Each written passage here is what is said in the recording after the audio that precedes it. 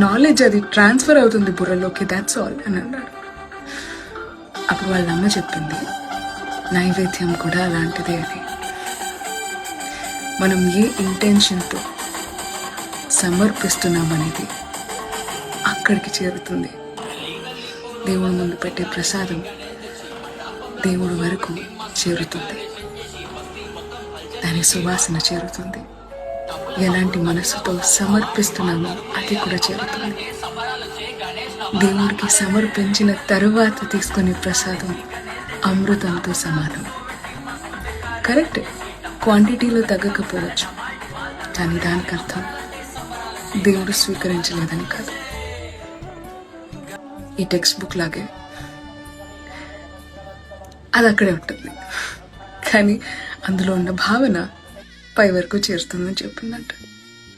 చిన్న కథ నచ్చిందా?